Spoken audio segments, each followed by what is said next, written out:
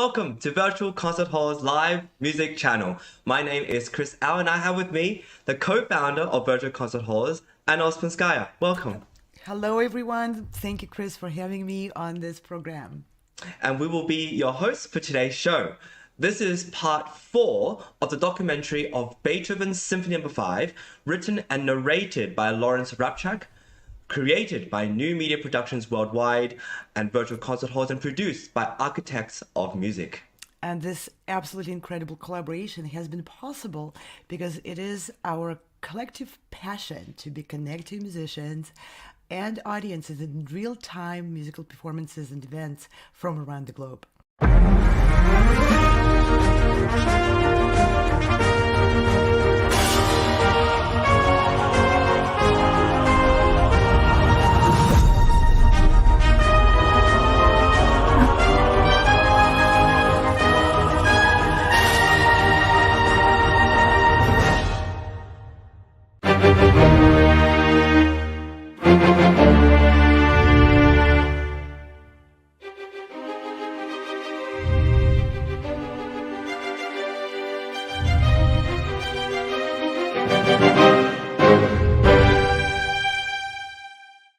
Another important element of symphonic architecture is the harmonic or key relations between the individual movements. And Beethoven's second movement is in the key of A flat major, which is definitely in the tonal realm of C minor. C minor, A flat major. In fact, these two notes, C and E flat, are common to both keys and triads. C minor, A flat. So there's an organic continuity between the first and second movements. Also fascinating are the subtle implications of certain keys for composers. Certain tonalities seem to evoke certain character in their music. And Beethoven's music in A flat major during this time tends to be very melodic, relaxed, and genial. The andante of his Pathétique sonata for piano, for example, this familiar music,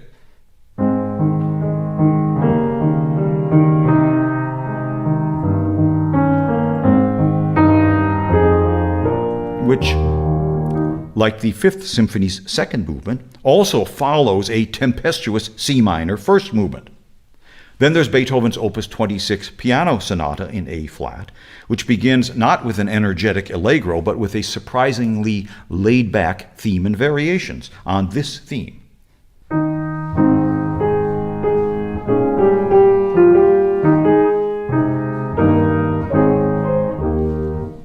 And now in the Fifth Symphony, we have one of Beethoven's most unusual symphonic movements, also in A flat major, with a unique structure and a rather misleading tone to it, for lack of a better word. This is the spot for the traditional slow movement in a symphony, and in fact we often hear this second movement played much slower than Beethoven marked it, as if to force it to be something it's not. And that's part of its unique quality, that after the tempest of the first movement, Beethoven now writes what is essentially an intermezzo, beginning with a lyrical and rather breezy main theme marked andante con moto, or moving ahead and with motion, which clearly tells us that this is not ponderous music.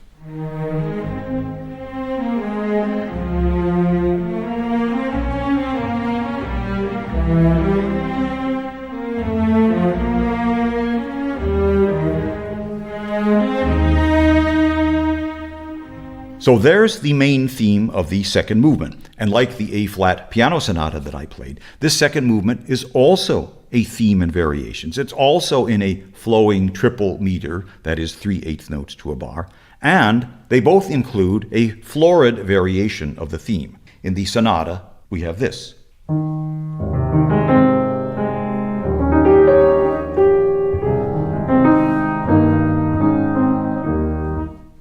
And both include a minor key variation.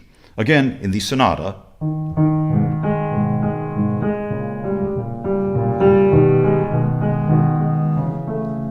and these were very standard devices for variations at the time. But that's where the similarities end. Beethoven is now, in his Fifth Symphony, writing a symphonic movement, not a start and stop set of variations, but music that grows and expands and develops, and whose basis is a set of variations. And what really distinguishes this unique second movement are two elements in addition to its genial theme. First, there is a recurring sense of mystery, that sort of shadowy netherworld so prominent in the first movement. And second, the appearance, 3 times, of a majestic march in C major, totally unexpected and seemingly at odds with the rest of the material. As I say, this is a very unusual movement in context and architecture. So we first hear that lovely cello theme, which begins with the 3 notes of an A-flat major triad. And this theme is based entirely on what we call a dotted rhythm. Dum, ba-bum, ba-bum. Technically, you put a dot on one of the 2 notes, and it makes it a little longer, and that makes the second note a little shorter, and it gives the tune a certain lilt or swagger.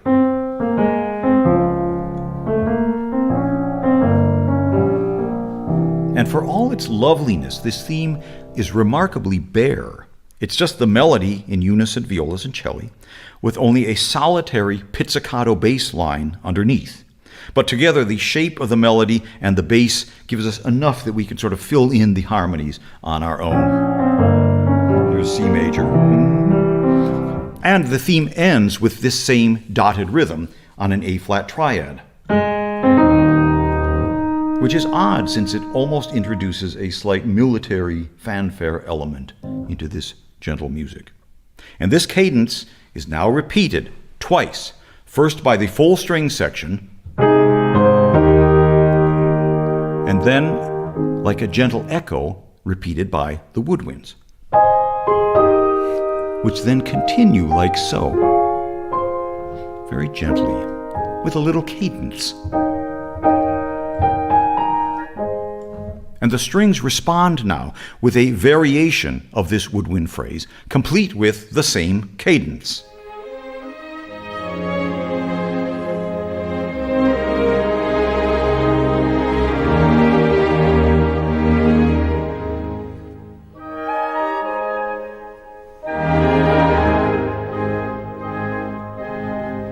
It's like, okay, who's going to get the final word here with this cadence? Woodwinds or strings?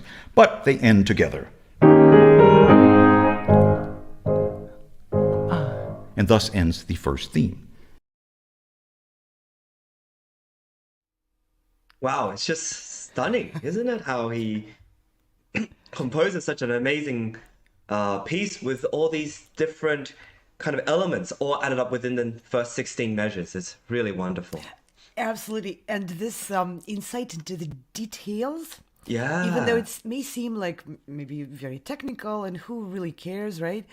But it basically peels off the onion to the core principles which really make Beethoven such an incredible communicator and makes us all connect to his music. It didn't happen by just some mysterious strike of genius. Yeah. Beethoven really constructed that engagement and gave it a lot of thought. So my gratitude goes to Larry Rapchak for really unveiling how this is done by a genius composer. And for me as an educator, this is incredibly important because Beethoven was not born this kind of communicator. He created the skill through thought process and trial and error, of course. Absolutely. And how do we learn? We learn from the best. Let's learn from what went into his way of constructing the symphony, the theme. Now here we spend, 10, 15 minutes on looking at step by step, detail by detail, into how just the theme of the second movement is constructed and what kind Absolutely. of tensions and harmonic changes and all of that Beethoven put in there. And this is basically answering the very important question to all musicians and non-musicians too. Why this music is so magnificently captivating. Yeah, and I love how, along with the musically captivating side of the video we watched, it's also the video editors who put in these colors and these different images of what these tonalities and these keys mean. And I think that's really, really amazing. Do you have a certain image or relationship with the key of A flat major? I mean, he talked about the Opus 26 sonata, he talked about the second movement of the Pathétique. And later on in the Romantic era, many pieces are written in the A flat major. And you as a sort of Bach specialist, you played a lot of these Prelude and Fugues probably, or pieces that are in A flat. So What's your view of this? Yeah, absolutely. Well, first of all, I want to underscore that I wasn't hands-on with this production of the film. I had to step out because people who were actually creating the film were so much better qualified to do this than me. But I was an observer at awe with the process, and I just was there for their discussions, and I remember very vividly the discussion about the colors and just like what you're bringing up. And there was a number of people involved, of course, in production of these films, and some more technical, some more, constructing the storyboards of it and deciding which images will go and so forth. And there was a heated discussion about the colors. Okay. And every step of the way, there was a lot of back and forth on deciding which colors should represent what part of the description of Larry Rapchak's story about this theme, especially that particular segment of the symphony. The whole film, of course, has a lot of play with the black and white and grayish color and different hues and different colors clashing and changing. And there was so much research the guys did on how people perceive the colors to be contrasting, which colors are clashing and creating dissonant impression and so forth. Yeah, there's a lot of play with the colors in those films. Absolutely. Now, to your question about the color of the A flat major, to me personally, A flat major or all of the keys of majors or minors and diminished and augmented, any harmonic compilation chord or harmony has a color. Okay, I'm very visual, so for me this has its own storyline of colors, but I can't say that I intuitively assign a particular color to particular key signature or scale or harmony, like as a set, like you would do if you were a painter with a palette. No, of course this is not. the red. No, this no, is, yeah. but for some people, for painters, that's really important. You need to know that red is red, right? And it's red no matter what you do with it. But for me, it's not like that. For me, the colors of the keys change their hue depending on the context. And for me, music exists in motion. It's never like a succession frames. For me, it's a very fluid thing. And for me, for instance, the beginning of the second movement, if I were thinking in colors, it would be probably some dark purple, but it would be influenced by the color of the ending of the first movement, and then as it progresses, it kind of takes over the hue of the previous harmony. And so same with it. So it's a more like the colors changing hues as the influence of the previous harmony wears off, and the next harmony takes more prominent presence and then gives way to the next harmonic change. So that's how I perceive the colors in music. Oh, wonderful. And do you have particular emotional associations apart from the color? Because I think it's interesting to compare, if we talk about the key of A flat, certain composers like Chopin writing his third ballade in A flat major. That's right. Then you have late Beethoven sonata also in A flat major, and various composers using that key of A flat. Do you have certain thoughts on this and how that relates to you, or the feel or the kind of view of the composer within this key? Yeah, it does. It's a little bit difficult to put a concrete finger on the emotional context of each. Of course not. No. Yeah, because my perception of the keys and harmonies, of course, is influenced by those composers. It's not purely like a newcomer. I know nothing about music, and I come in and I just have that first impression of it. My impression is far from first. And I would say, I'll give an example. I would say for me, C minor is just the pinnacle of representing drama.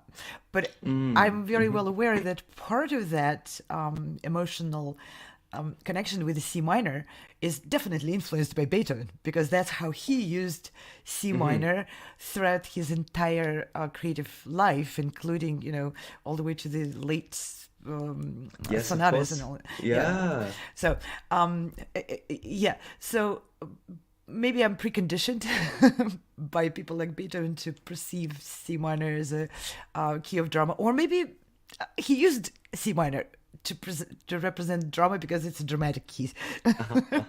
So it could be both. As for A flat major, for me, this is definitely key of pastoral. Yeah, of So, course. and very connected with nature and hues of nature, and more like thoughtful, reminiscent state of mind and mood, meditative, which doesn't quite is not quite in sync with what Chopin used A flat major in his ballade, because that Yeah, ballade has yeah. a lot of drama in it. However, when he in that middle section with a dramatic section and development in there, he actually ventures away from A flat Yeah, he does. major He quite a does. bit. Yeah. Yeah. It's really interesting as a musician to play many different pieces that are using this key of A flat and to explore sort of how they view this key. And it's always a little bit subtly different. I'm currently working on the Schubert F minor impromptu. And if you compare how he views F minor, it's a little similar to perhaps how Beethoven does it in maybe his Appassionata Sonata or something else in F minor. But there's subtleties, there's differences, and it's a different worldview perhaps of this idea of the key. And I think it's very important, particularly in these composers where the keys define a lot of the emotional center and the core of what this piece of music is about. I think they choose very carefully what key Oh, they I'm use. sure you're absolutely right. They choose very carefully. And sometimes they choose the key to really be in great sync with what the piece is about. And sometimes they choose the key to not be so accommodating and to create that tension right there from the start, where the self and its content and its story Yeah. may not quite be in sync. Like for me, at least, the Appassionata, which you just mentioned, is written in the key of F minor. But for me, it's a much more dramatic piece than F minor. F minor is a more lyrical key. I see. Uh, Okay. so, and I don't know if you would agree with it, but That's the thing that's very subjective, right? That's what makes the music subjective. It's not so much, and maybe perhaps when you play a passionata or you play something in F minor, for you, you think more of that lyricism, maybe differently to if it were in C minor. And it's very interesting to see certain pieces, like Schubert has a sonata which he writes later on in E flat, but initially he conceived of it in D flat major, and he later on scrapped it and changed it to E flat. And I find that sort of thing very fascinating because in an era perhaps where keys don't mean as much, for them it meant so much. And the breakdown of tonality towards the end of the 20th century and the beginning of the 20th century sort of maybe shifted the way we thought about tonalities.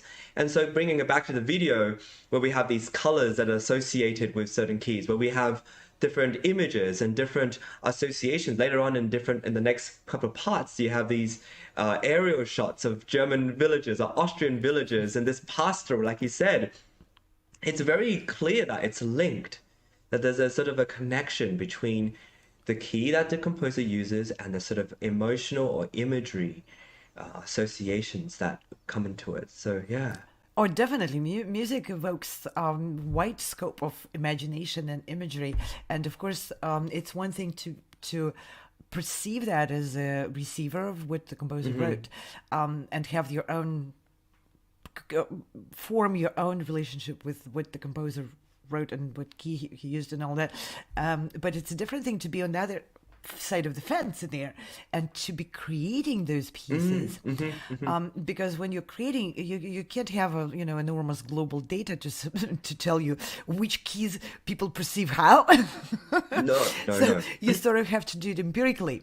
And that is to me an extraordinarily fascinating process to kind of work your way backwards from the final product, like Beethoven Symphony. What Lawrence Rapchak is doing, he's taking the symphony and the very minimalist amount of data Beethoven left behind, with a few markings, like he's pointing out that andante con moto means moving forward ahead with motion, and this is not a lot of instruction there, right, to go by. And then he really goes back, analyzing and understanding all those connections in there in an extremely precise way, which reveals to me the answer to the question, how do you make that piece evoke my imagination and connect me so passionately and personally, and you, because you have a different, we all have different personal ways of perceiving those things. But how does a composer like Beethoven create a universally unifying piece where, with all those different hues and colors which we imagine, we still are all on the same page with the piece? We all love it. Yeah. I love how Bernstein has this book where he talks about Beethoven and what makes him special. And one of the things that he discusses is, whilst he's not as, he's a revolution in many different aspects, but one of the things that's really remarkable about Beethoven is, as you say, there's all these different things that happen, but they all seem to be in the right place. That each note is so well conceived that it has to be that. And, he scratches off anything else that doesn't seem to fit quite right. And he just gets to this core of it. There's no other way this piece could have ended, or there's no other way in which this piece could have connected or progressed. Yes. And it's just fascinating. It really is. Yeah, it's really fascinating. And to continue the journey with Lawrence Rapchak, we Exactly. do get a peek behind the curtain of why those notes and all this, what Beethoven put in the symphony, does feel like it's really in the rightest place possible. I love how Larry talks about this. He describes Beethoven's twists and turns and surprises within the context of what really makes sense. And I want to give just a big shout out to Larry Rapchak for his amazing narration. And of course, we want to thank the team, yourself included as an observer in awe, as well as our collaborators and the teams in New Media Productions, Virtual Concert Halls, Architects of Music, and last but definitely not least, Larry Rapchak, putting all this together and making it so interesting. I'm learning a lot, and I'm fascinated with how he talks about music. Absolutely. Absolutely. The journey of being on the inside of producing those films, not as a real creator, but observer of the creation, really changed my perception of creative process as connected to the film. It's just incredibly enriching. Yeah. And I really, really hope everyone who is watching is going to watch with attention and open mind to let these films change your perception, because it's it can enrich quite a bit. Yeah, absolutely. So another big thanks to our team, and we have a lot of other events and things going on in the virtual concert halls, as well as our Sound Specific competition, right? Yes, please check out our websites, soundespecificcompetition.com, virtualconcerthalls.com, and many of our collaborators' websites, colorchestra.com and progressivemusicians.com. This whole production and this whole presence, bringing music to everyone in different forms, interviews and films and all of that, is a result of many people working together, which is, I'm extremely blessed and feel very grateful for all these collaborations, because musicians sometimes are notorious for being known to be very strong-headed and not being able to collaborate very well. No, well, we are dismantling this myth. We are working with dozens and dozens of very bullheaded, opinionated musicians who happen to be able to connect with each other, work together, and produce these kinds of things. Yeah, and I'm glad you're spearheading this for us and making it all known for everybody that we can collaborate and make the music world a better place. And with that, for more twists and turns, more surprises by Beethoven, narrated and documented by Larry Rapchak, please check us out for part 5 of our Beethoven 5 documentary series. We'll see you next time. Bye, everybody. Bye now. No matter where you are or who you are, music connects us all. We started with a dream, but now we are paving the future. Welcome to the Sound Espressiva Global Competition. Fully virtual, yet bringing musicians closer together than ever before, now on a global scale. True live, inclusivity, diversity, connection, community, an extraordinary array of judges. Get noticed by companies all over the world. Prizes, scholarships, performance opportunities. Apply to be a part of the most exciting congregation of artists like nothing you've ever seen before. We guarantee quality and leave no musician behind. We can't wait to hear you on the virtual stage.